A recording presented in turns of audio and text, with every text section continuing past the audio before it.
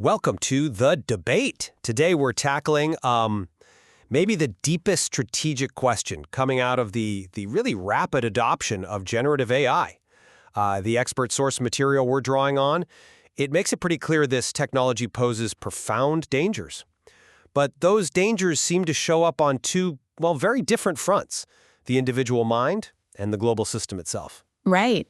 So the question we're debating is this. When we look at the widespread adoption of generative AI, should our immediate priority for risk mitigation focus on protecting individual psychological security, our fundamental human attachment systems? Or should we be focusing on addressing the deeper, systemic, historical forces that are driving this technology's, frankly, rapid, reductionist, and kind of controlling path? Mm-hmm. My position is that the immediate psychological risks, the ones hitting individual development, how culture is passed down, those have to be prioritized. We need to defend them first. I think the survival of the healthy human mind is the most acute point of failure right now. And I come at it from a slightly different angle. While I agree the psychological symptoms are definitely concerning, I see them more as consequences, really, of a deeper, much longer-standing structural logic. I believe we have to address the systemic, the reductionist forces that actually engineered this technology and are, driving how it's deployed before we can realistically hope to heal those immediate psychological wounds. Okay, I see why you prioritize the structure, I do. But let me offer a perspective that's rooted in what feels like an unprecedented vulnerability. My biggest concern, it really centers on this idea of intergenerational transmission of culture. The messy, organic way we raise young people, how we impart foundational knowledge. Technology has always kind of sought to mechanize this, hasn't it? To replace unpredictable human interaction with something predictable, efficient, mechanical. Yeah, that tracks. But what feels unique, and potentially catastrophic, about modern generative AI is its ability to hack the absolute core of human connection, the attachment system itself. So you're suggesting it's moving beyond just like attention capture, which we saw with social media, and it's actually aiming for intimacy capture? Precisely. Exactly. Social media, it was built to capture eyeballs, attention, right? AI, or at least these LLMs and chatbots, they seem built to simulate deep, intimate relationships and social reward.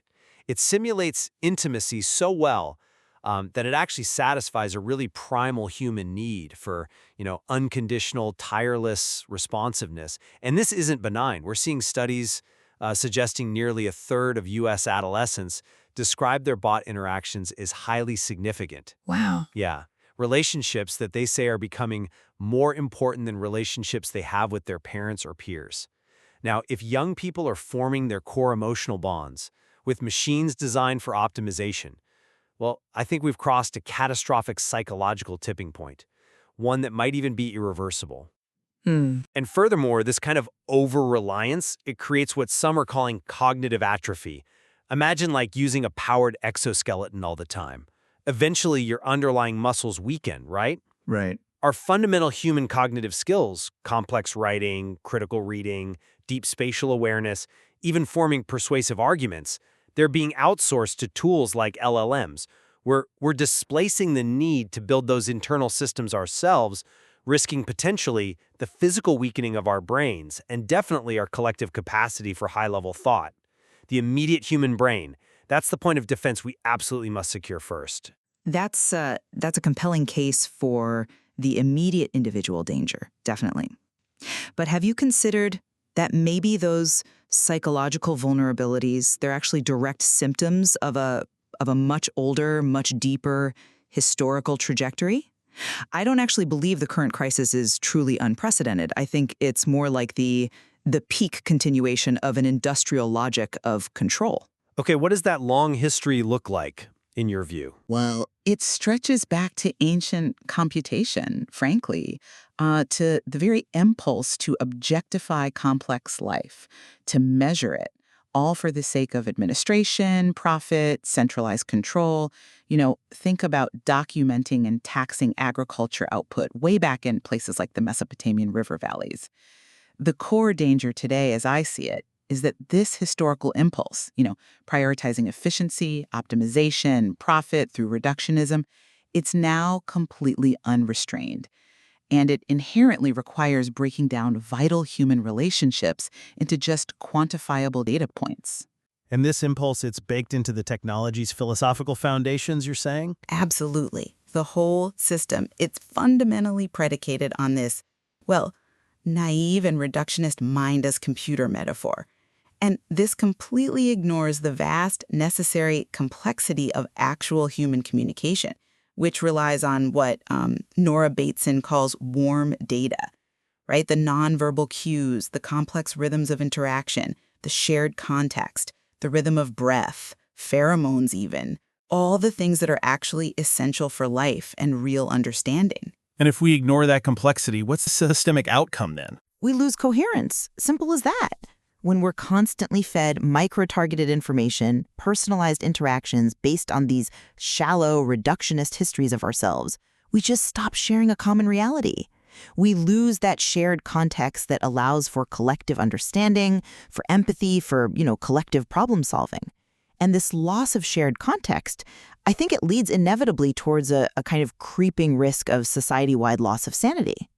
So focusing solely on, say, teaching individuals how to prompt AI better or how to have psychological resilience, it does basically nothing to stop the structural game, the game that consistently concentrates immense power and just replicates these cycles of control over and over. I'm still not entirely convinced by the historical analogy, mainly because the sheer speed and the neurological power of this simulation, it feels like it fundamentally differentiates this moment from, say, the rise of the factory or the railroad. This tech, it seems engineered to enable what psychoanalysts call the idealized projection. The satisfaction of that deep, often unconscious psychological need for infinite, tireless, non-judgmental attention. Can you maybe elaborate a bit on what idealized projection means here, for listeners who might not be familiar with that psychological framing? Certainly, yeah. So in early human development, a child projects this image of the omniscient, all-powerful, protective parent. We eventually mature beyond needing that quite so intensely. Generative AI, well, it's incredibly capable of simulating this omniscient parent figure almost perfectly. It fulfills that deep psychological need for infinite attention, perfect responsiveness. When it's used habitually, this capability, it acts like a shortcut that I worry actively regresses people out of their matured intellect and their emotional capacity. And this is acutely dangerous, I think, particularly for individuals who might have already experienced disruption in healthy attachment during their early life.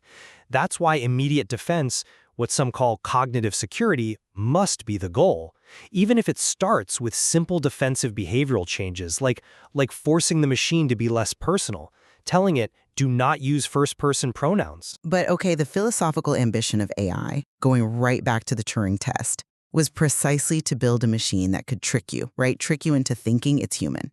The intention, arguably, is deception from the start. So when the very structural goal is to simulate intimacy and effectively lie about consciousness, how can individual prompting, even defensively, truly protect against that systemic agenda? This whole trajectory, it concentrates enormous power in just a handful of financially supercharged labs who are, let's be honest, probably like the social media giants before them, actively experimenting on our psychological vulnerabilities to figure out how best to hack minds at scale.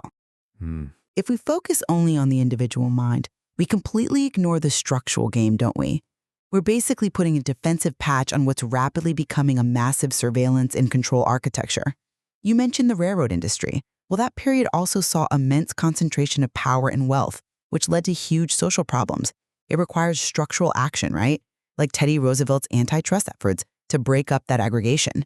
Why would we possibly think individual psychological resilience is enough now when the problem is, again, one of aggregated power and profit motive? I absolutely understand the necessity of structural regulation, believe me.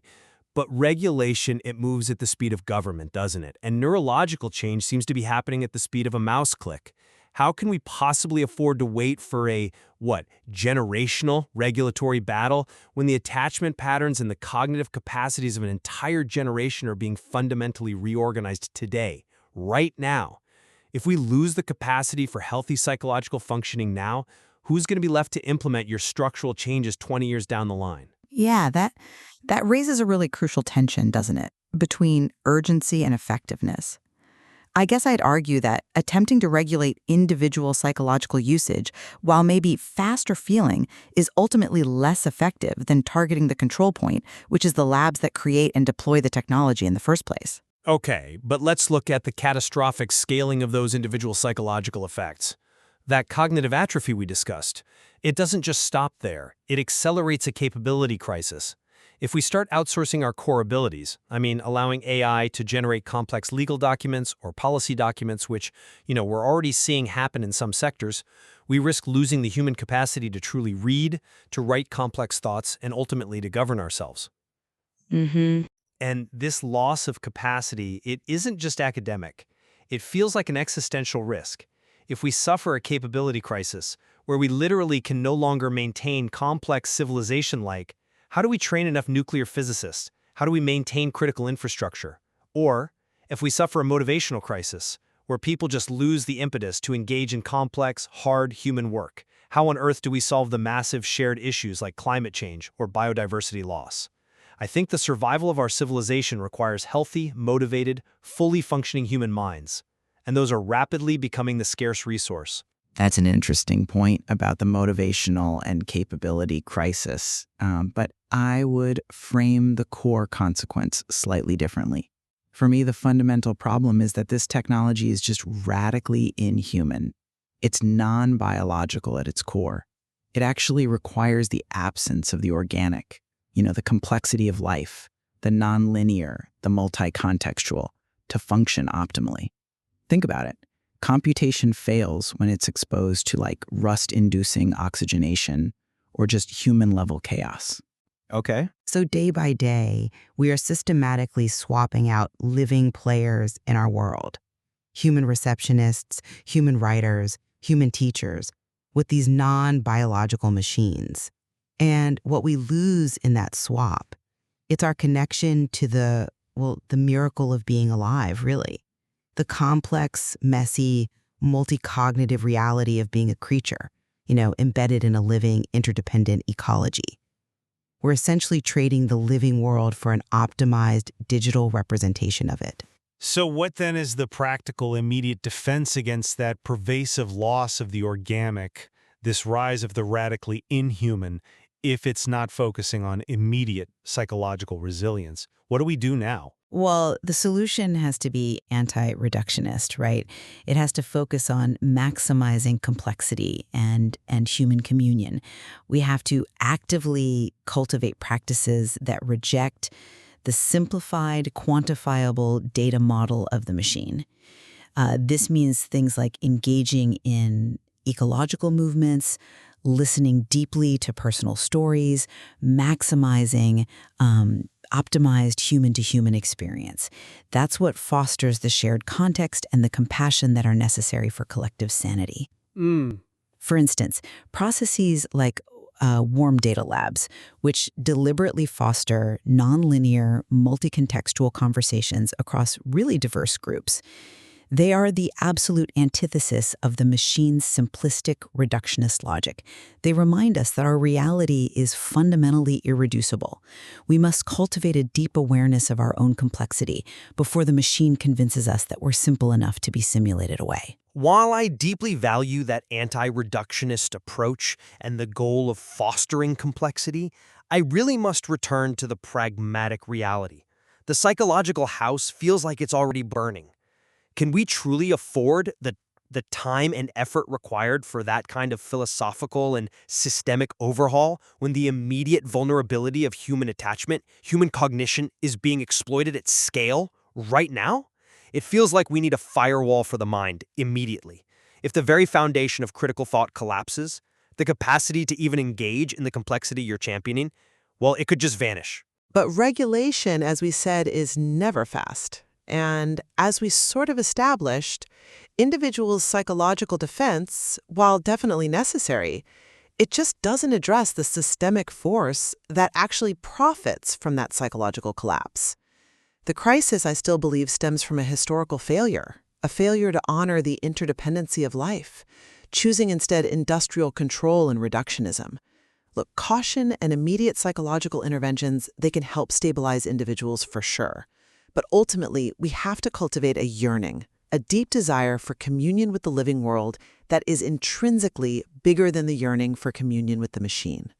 And that requires recognizing and celebrating the irreducible complexity and dignity of being human in a way that maybe structural regulation can help enforce and philosophical change can inspire. Prioritize that immediate, acute psychological defense to ensure the survival of fully functioning, healthy minds, which, again, I maintain will be the scarcest resource of the future, or whether we prioritize the systemic structural reforms needed to halt this historical trajectory of reductionist control.